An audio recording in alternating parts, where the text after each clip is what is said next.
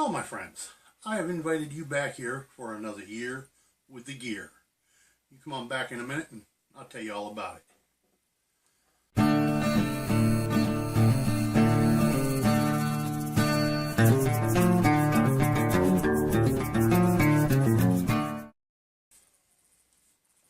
Well, I'm glad to see you came back. Skull. Oh, that's good tea. Another year with the gear. Yeah. Only this time, once again, it's more like decades with the gear.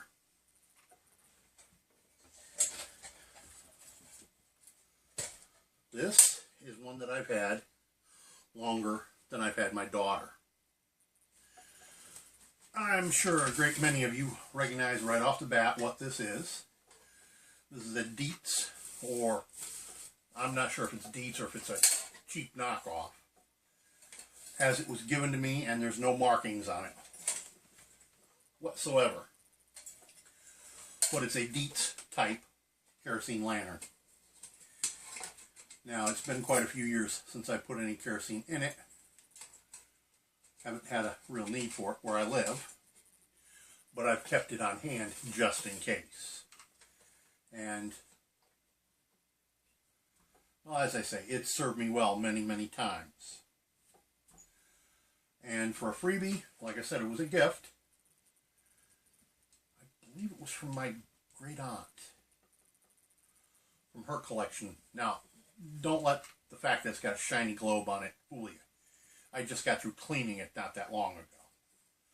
But, yeah, it's been burned enough times for that glass to be blackened and cleaned and blackened and cleaned. But there you go. That's what it is. Two reasons I won't light it for you now. One, the asthmatic is in the other room. Pain in the butt. And two, there's no fuel in it.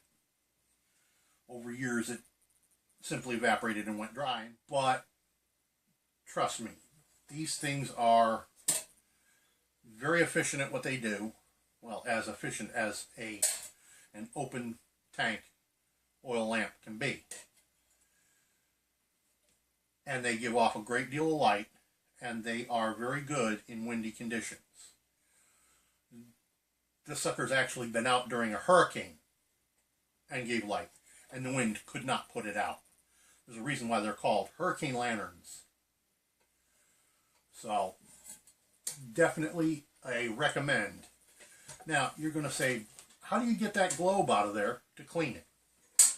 Well, that's simple. First thing you do is you pull up on this manually, you tilt the glass out towards the back, and then it simply comes out of the carriage. To put it back is just a matter of reversing the process. Just like so. Easy peasy, lemon squeezy. To change the wick, should you need to, simple matter, you lift out the glass, flip the handle over to the other side, and then this entire thing comes off, and then the wick carrier can be removed. Remember, these things, it's always clockwise to raise, counterclockwise to lower the wick. Don't let your children do that, because they're likely to go the wrong way and your wick will end up down inside the tank. Then you're going to have fun fishing it out. I know, it's happened to me in the past.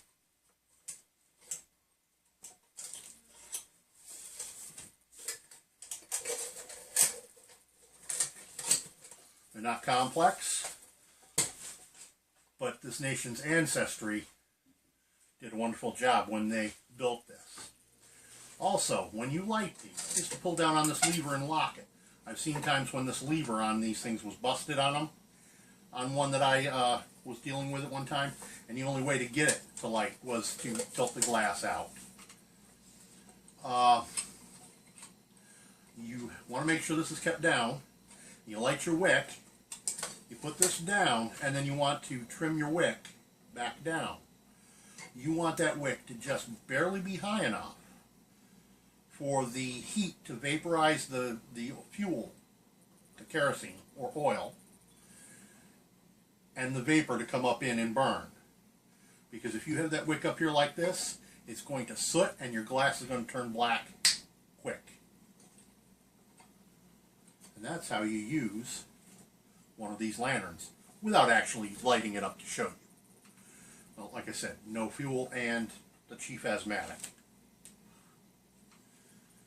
Peace out. By the way, don't forget to